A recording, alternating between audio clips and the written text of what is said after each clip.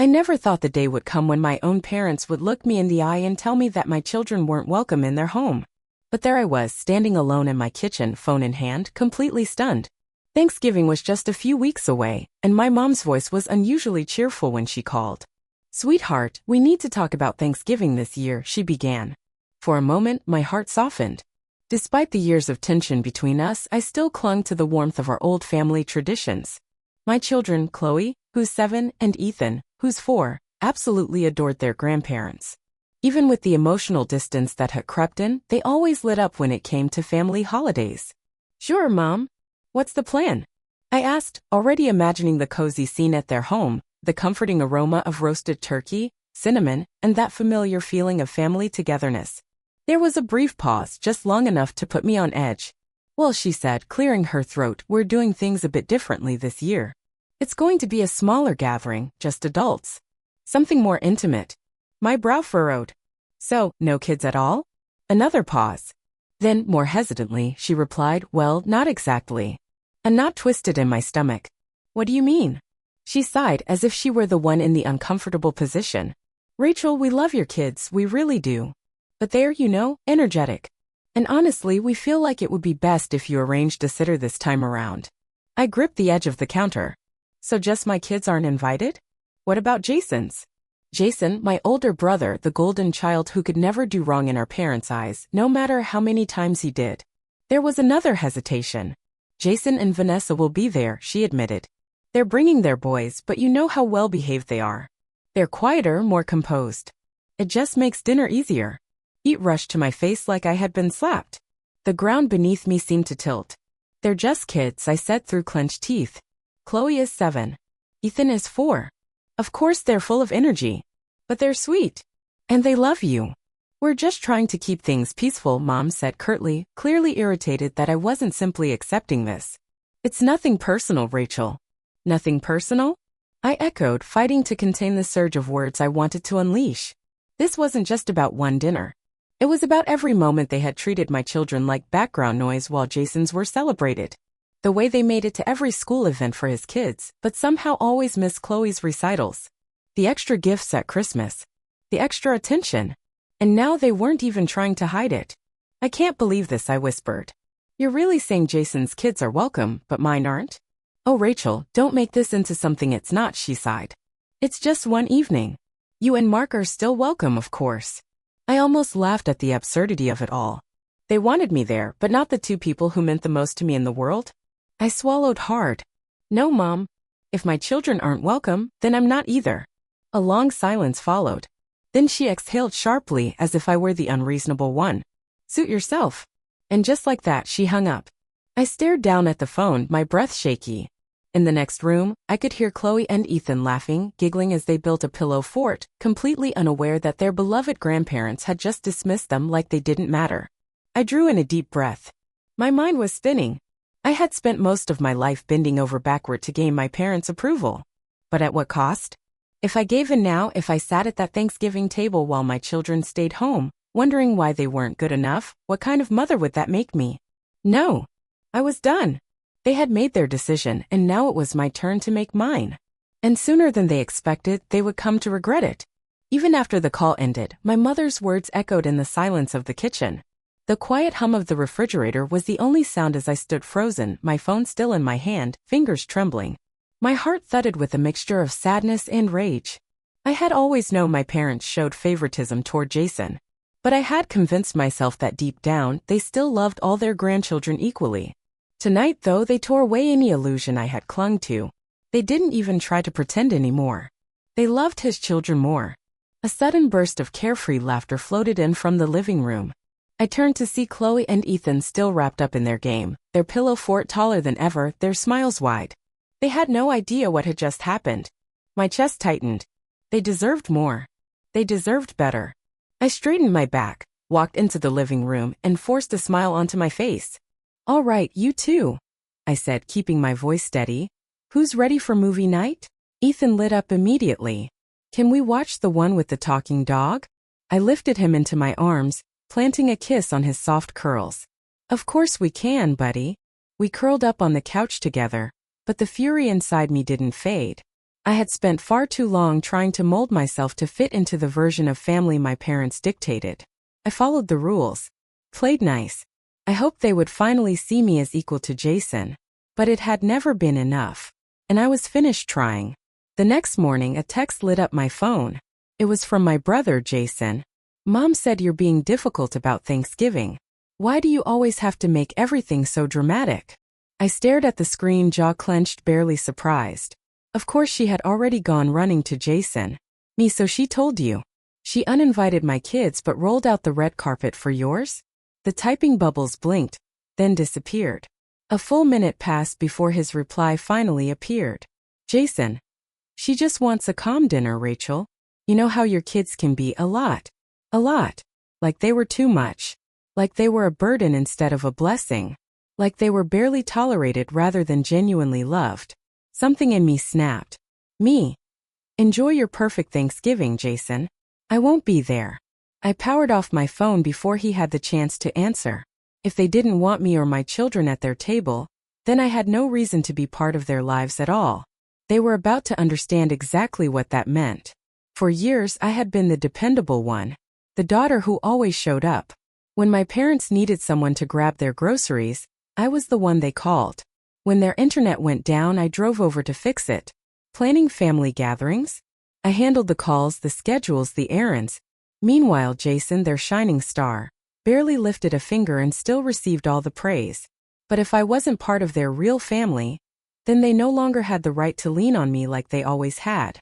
Exactly 1 week before Thanksgiving, my mom called again. I thought about ignoring her but finally gave in and answered. Hi, Rachel, she said, her voice unusually cautious. I just wanted to check in. I know you were upset, but I really hope you'll reconsider. We'd love to have you and Mark at dinner. Not you and the kids. Just you and Mark. I drew in a steady breath. I meant what I said, Mom. If my children aren't welcome, then I'm not coming either. She sighed, clearly annoyed. I just don't understand why you're being so stubborn. It's one night. You know how important Jason's boys are to us. And there it was, the painful truth laid bare once again.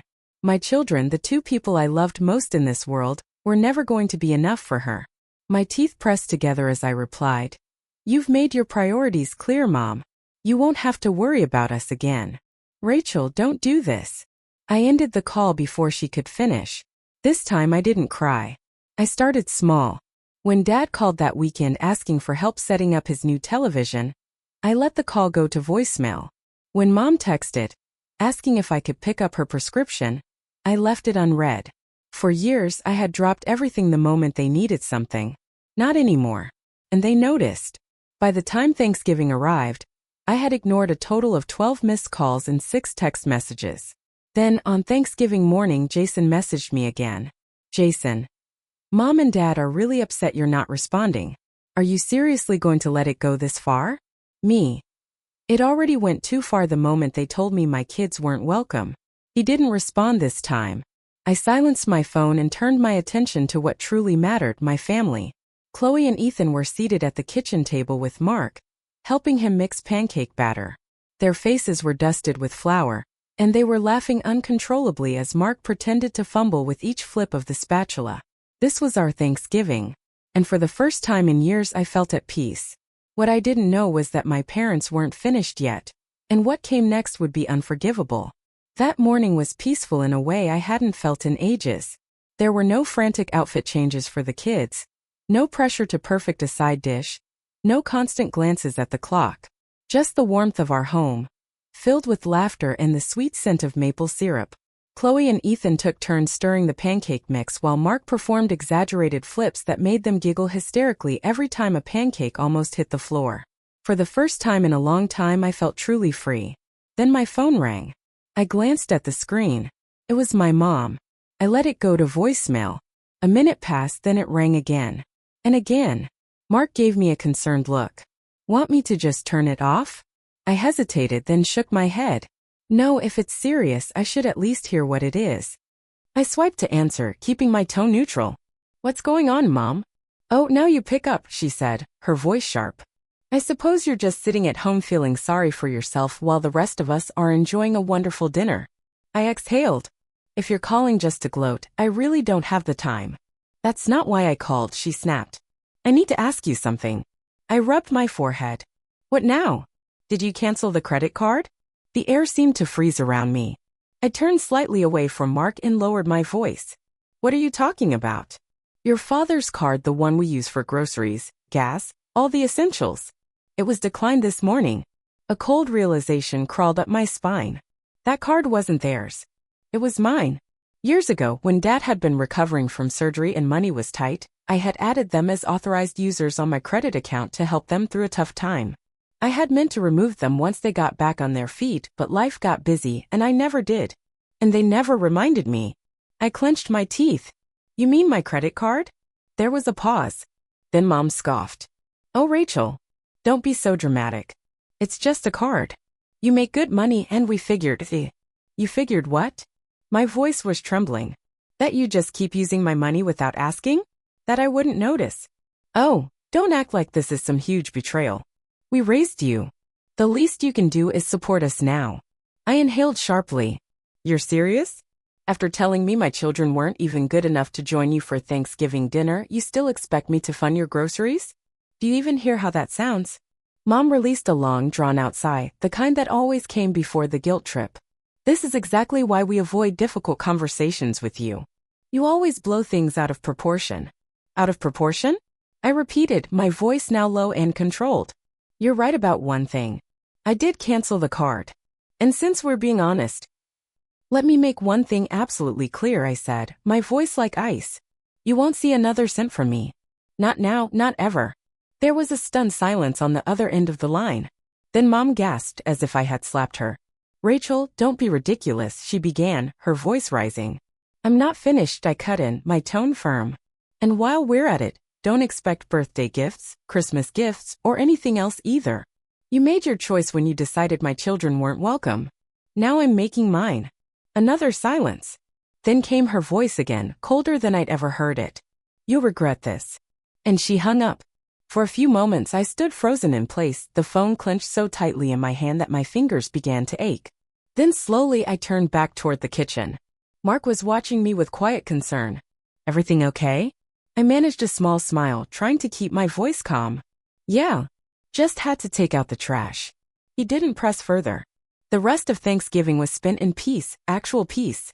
We watched movies, baked cookies, played board games. There was no tension in the air, no silent judgments, no pressure to fit a mold I'd never belonged in. For the first time in years, I wasn't walking on eggshells. I wasn't pretending. But even as I soaked in the calm, something told me the storm wasn't over. And I was right. Because my parents weren't just going to let their golden financial resource walk away quietly. What they did next revealed exactly who they were. Their silence didn't last long. 3 days after Thanksgiving, my phone rang. Jason. I debated ignoring it, but curiosity won out. I exhaled and answered. What do you want? What the hell, Rachel? He barked, not even bothering with a greeting. Mom just called me crying. She said you cut them off financially. What is wrong with you? I closed my eyes, pinching the bridge of my nose. Did she also tell you they've been spending from my credit card for years without permission? A pause. She said you were helping them out. Helping them out? I let out a dry, bitter laugh. They've racked up thousands of dollars on my account without telling me, all while treating my kids like they're some kind of nuisance. But sure, I'm the villain here. He sighed, the sound of someone trying to rein in their irritation. Okay, I get that you're mad. But cutting them off completely? That's extreme. Oh, you mean like excluding my children from Thanksgiving dinner? They just wanted a peaceful evening. Mom said your kids can be a little wild. My grip on the phone tightened. So they're fine using my money but not sitting at the table with my kids? Understood. You're twisting this. No, I said quietly. I'm just finally seeing it clearly. There was a long pause, then his voice shifted, calculating. Maybe we can find a compromise. What if you still help them but set boundaries? Like a smaller amount each month. That way no one suffers over a misunderstanding. I let out a cold laugh. Let me get this straight. You want me to keep paying them after they admitted they prefer your kids over mine? They didn't mean it like that, he mumbled. They said it, Jason. He had no response to that. After a beat, his tone turned clipped. Fine. If you want to be selfish, that's your choice. But don't expect Mom and Dad to forgive you anytime soon. I smirked. I think I'll survive. Before he could say anything else, I ended the call. Over the next few weeks, my parents went completely silent. No calls. No texts. I knew their game. They were waiting for me to cave. To come crawling back, desperate for approval like I always had been. But what they didn't realize was that, for the first time in my life, I no longer needed it. Just when I thought they might finally let it go, they pulled one last desperate move. It was 1 week before Christmas when the envelope arrived. Mark retrieved it from the mailbox, his brow furrowing at the return address. It's from your parents. I stiffened. Fantastic. Guilt, manipulation, or full-on gaslighting, what's your bet? He gave me a wry smile. Let's find out. I opened the envelope cautiously, my stomach turning. Inside was a formal legal document. My breath caught. They were demanding reimbursement for years of emotional and financial support. I let out a stunned laugh. You've got to be kidding me. Mark skimmed the letter quickly. They're saying you owe them for raising you. For food, clothes, school, medical bills, every cost from your childhood. At the bottom of the page was the final amount. $78,585.42. I blinked. They seriously think I'm going to give them nearly 80 grand? They must be really desperate, Mark muttered, jaw tightening. I exhaled slowly, fury simmering in my chest. This wasn't about the money. This was about control. One last attempt to drag me back into their grip. I met Mark's eyes, my voice steady. I think it's time I paid them a visit. The next day, I drove to my parents' house with the letter clutched in my hand. I knocked on the door, and when Mom answered, her face immediately hardened. Oh, so now you show up, she said coldly. I ignored the bait and held up the envelope. You honestly thought this would work? She crossed her arms. It's what's fair. A harsh laugh escaped me. Fair? You want to bill me for being your daughter while expecting me to keep supporting you for free. Dad appeared in the doorway, smug. We sacrificed a lot for you, Rachel. And now you're abandoning us. I stared at them both. No, Dad. You abandoned me when you told me my children weren't good enough, when you lied to me, used me, and put a price on being a parent. Mom's lips thinned, her eyes sharp. If you don't want to pay, then I guess we'll just have to get the lawyers involved, Mom said, cold and firm. I met her eyes, completely unfazed. Go right ahead. She blinked, visibly caught off guard. What? I folded my arms. Take me to court. Try explaining to a judge why you're suing your own daughter for expenses from over 20 years ago. Let's see how well that goes. Silence fell between us. For the first time, they both looked uncertain. Dad cleared his throat. We just thought, you'd want to do the right thing. I laughed, short and sharp. Oh, I am. I'm doing exactly what's right now. Without breaking eye contact, I tore the letter in half, slowly and deliberately, watching their stunned faces as the pieces fluttered to the ground. I am done being your personal ATM. Mom gasped. You ungrateful little. I turned my back on them, cutting her off. Merry Christmas, I called over my shoulder, striding toward my car. As I drove away, for the first time in my life, I felt lighter. And that's when it hit me, they weren't upset because they had lost the money. They were upset because, for the first time ever, I held all the power. And I wasn't giving it back. After tearing up their ridiculous demand, I thought, maybe they would finally back down.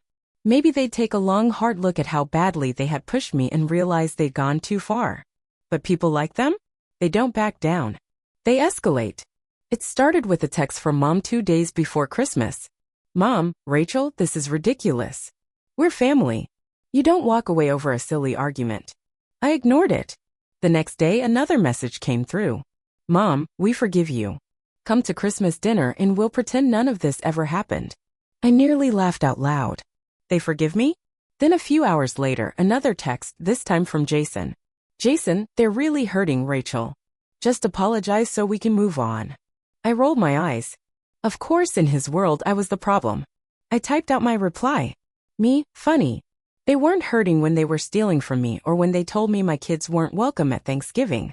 I think they'll survive. I hit send and immediately blocked his number.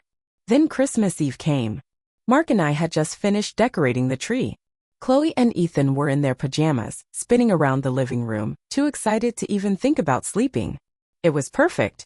Until the doorbell rang. Mark and I exchanged a look. No way, he muttered. I walked to the door and peeked through the peephole. Of course it was them. Mom and Dad. And they were holding a large, perfectly wrapped gift box.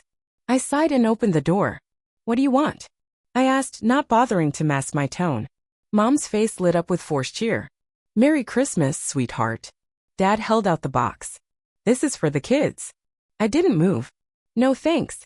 Mom's smile faltered. Rachel, don't be like this. Let's not ruin Christmas over one disagreement.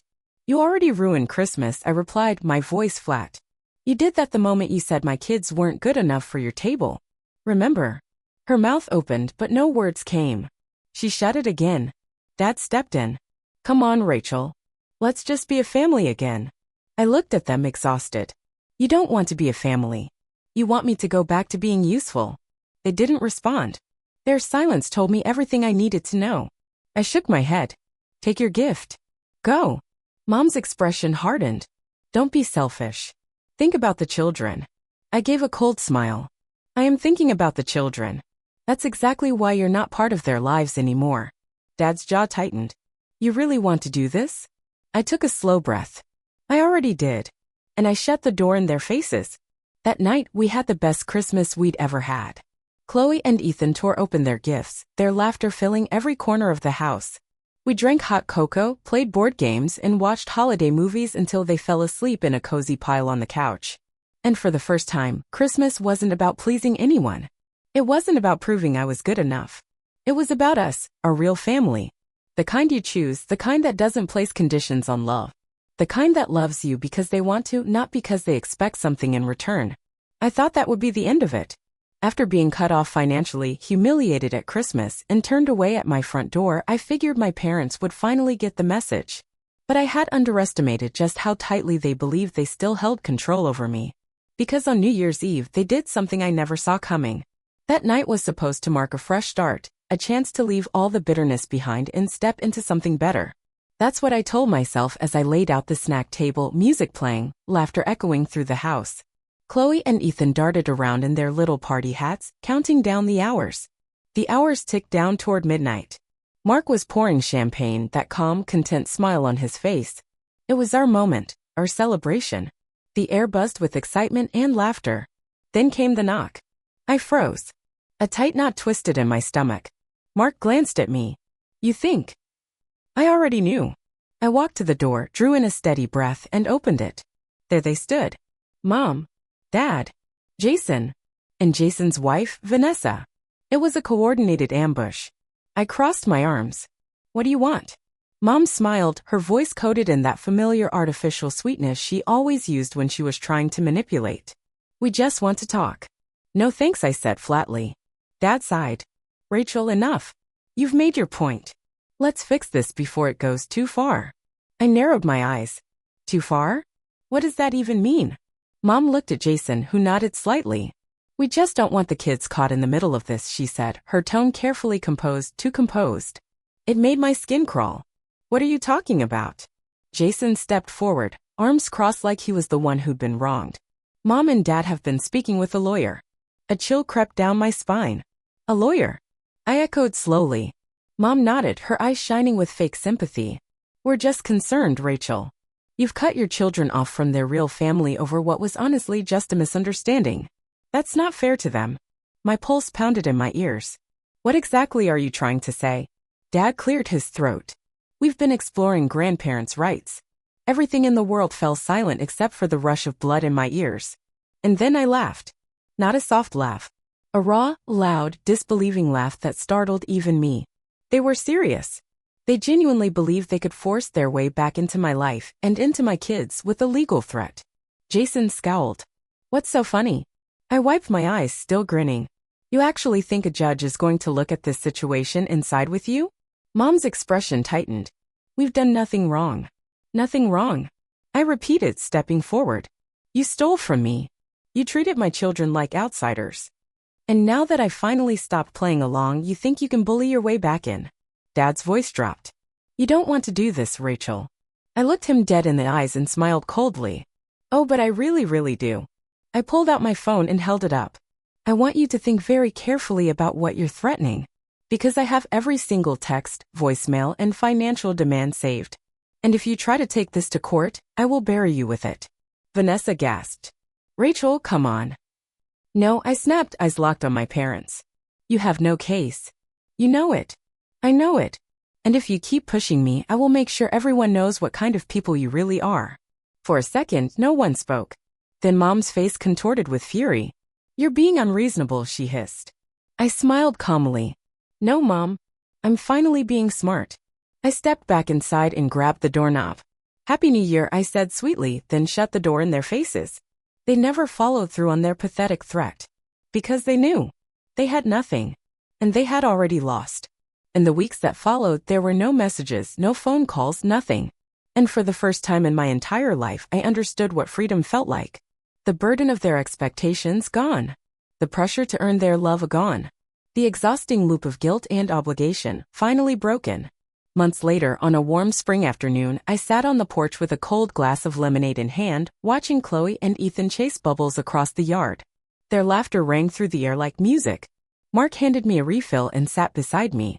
It's been quiet. I nodded. Yeah, it feels good. He smirked. You think they'll ever try again? I took a sip and looked out at our kids, spinning in the sunshine, shrieking with joy as they popped the floating bubbles. Doesn't matter, I said softly. Because I already won. I had my kids. I had my peace. I had my real family. And I would never let anyone make them feel unwanted again.